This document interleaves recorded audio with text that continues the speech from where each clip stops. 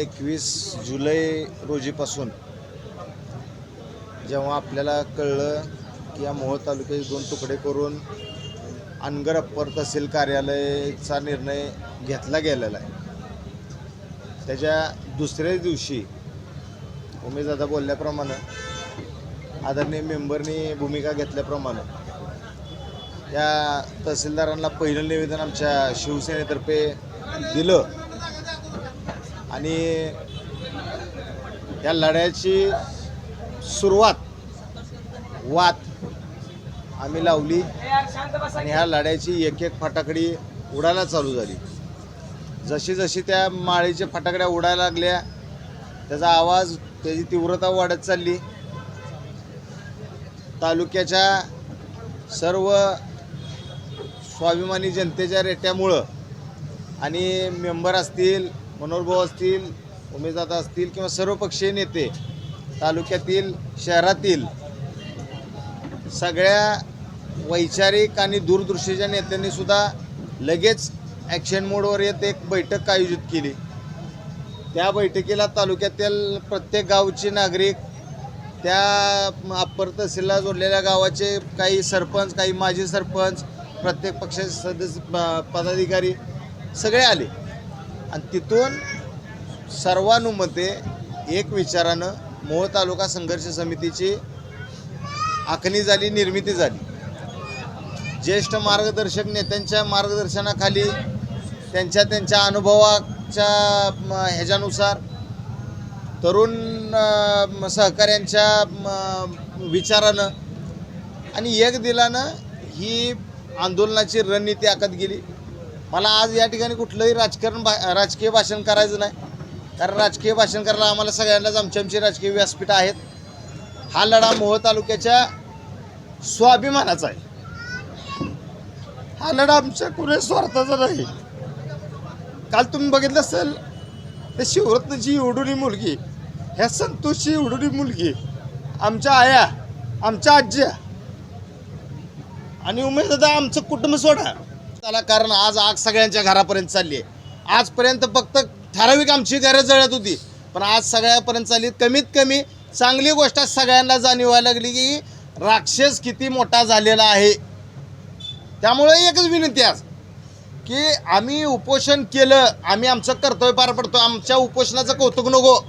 आम्ही लय मोठी गोष्ट केली नाही, मी समितीचे सदस्य आहे, समाजकारणातला राजकारणातला कायम अग्रेसर असणारा। मी पहिल्या मीटिंगमध्ये जाता सांगितलं, तुम्ही जबाबदारी द्यायची समितीने, ज्येष्ठ नेत्यांना, आम्ही जबाबदारी पार पाडायची।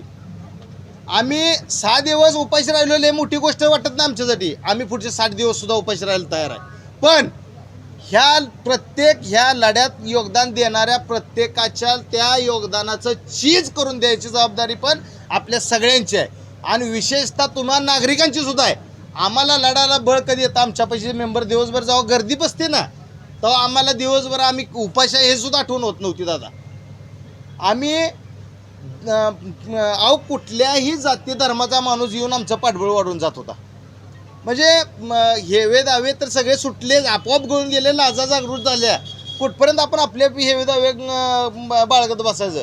परंतु काही गोष्टी झाल्यात आणि आता आपण त्या लढाईच्या पुढच्या टप्प्यावर आलो असताना आमच्याही शरीराची काळजी ह्या नेते मंडळीला वाटली, ह्यांनी यांचे प्रयत्न केले। आपल्याला अपेक्षित यश मिळालं असेल नसेल, पण अपेक्षित यश बऱ्यापैकी मिळालं असा माझा या नेत्यांवर विश्वास आहे। मी माझ्या सहकाऱ्यांशी विचार विनिमय केला आणि आज हे उपोषण जो आम्ही चालू ठेवलं होतं ते उपोषण करत असताना मेंबर, तुम्ही मगाशी म्हणल्याप्रमाणे ह्या मोहोळचा व्यापारी, ह्या तालुक्यातला सर्वसामान्य स्वाभिमानी नागरिक, ह्या लढ्याला पाठबळ देणारा प्रत्येक कार्यकर्ता, आमच्यासाठी दिवस रात्र पाळणारे सर्व सहकारी, मग आमचा राजाभाऊ रसाळ असतील, सुमित पवार असतील, रणजित दादा असेल, सचिन जाधव असतील, लखन शिंदे, सर्वच अनेक अनेक अनेक, विके दादा असेल आमचा, अहो दिवस रात्र ही माणसं, आम्ही तिथं उपाशी होतो तर 3-3 वाजेपर्यंत आमची पोरं सगळी, सगळ्या गल्लीतली पोरं, खेडेगावची मुलं तिथपर्यंत थांबायची। त्या सगळ्यांचं मी पहिल्यांदा आभार मानतो आणि हा लढा इथं थांबवायच्या अगोदर मी नेते मंडळीला एक विनंती करतो, मी तुमच्या शब्दाचा अनादर आमच्या चौघांच्या वतीनं होऊ देणार नाही, कारण तुमच्यावर विश्वास ठेवून ह्या लढ्यात आम्ही उतरलेलो आहे। नागरिकांच्या पाठिंब्याच्या विश्वासावर आम्ही उतरलेलो आहे. नागरिकांचा पाठिंबा आपल्या मागं हाय, राहील, हा विश्वास नागरिकांवरचा झाला. आणि तुम्ही हा लढा किंवा हा विश्वास सार्थकी ठेवून आपण सगळे मिळून ह्या लढा यशस्वी करून दाखवू.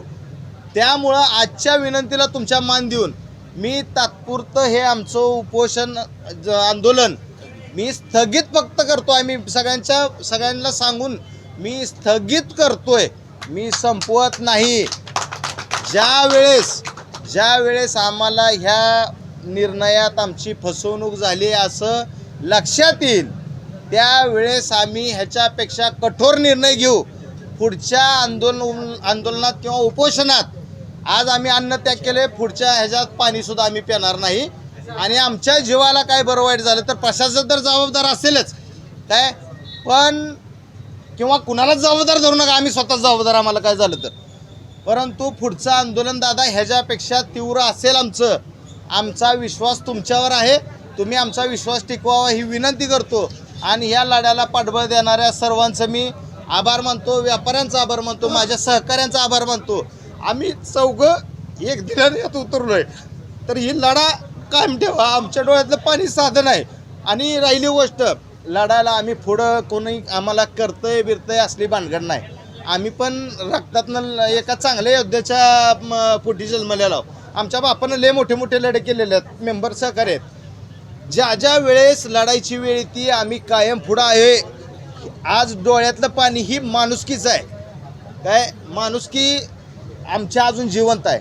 पण ज्यावेळेस आमच्या डोळ्यातलं पाणी आटेल त्यावेळेस आमच्या डोक्यात सगळ्यात आक्रमक विचार येतात. हे तालुक्यानं बघितलेलं आहे. आक्रमकतेनं लढणारी माणसं आम्ही कशी आहे ही तालुक्यालाही माहिती आहे. ज्यावेळेस आम्ही आक्रमकतेनं एखाद्या मागं लागतो त्यावेळेस आम्ही पुढं कोण आहे ती बघत नाही. आजच्या आंदोलनाची उपोषणाची मी माझ्या सहकार्याच्या वतीनं तात्पुरती स्थगिती म्हणून घोषित करतो. आणि माझ्या सहकाऱ्यांना नेत्यांच्या हातून ज्यूस प्राशन करून आजचं हे आंदोलन स्थगित करतो. आणि सगळ्या मीडिया कर्मचाऱ्यांचं आणि विशेषतः पोलीस अधिकाऱ्यांचं, पोलीस कर्मचाऱ्यांचं सुद्धा दादा मेंबर, पोलीस कर्मचाऱ्यांचा अधिकाऱ्यांचं सुद्धा आम्ही सर्वजण मिळून आभार मानतो. ह्या इथं आलेल्या सर्व उपस्थितांचा मी आभार मानतो. इथून पुढच्या लढ्यात सुद्धा तुमची ताकद आम्हाला गरजेची आहे. आज ही ताकद एनर्जी एक कुठून शेवटचं बोलतो इथून जाऊन आम्हाला दवाखान्यात ॲडमिट व्हायचं आहे. पुढचे 2-3 दिवस आम्ही तुमच्या भेटीला तुमच्या समोर सुद्धा दिसणार नाही. परंतु पुढच्या लढ्याला सुद्धा तुमचा आशीर्वाद असाच राहावा ही विनंती करतो. आणि आपली रजा घेतो. जय हिंद, जय महाराष्ट्र.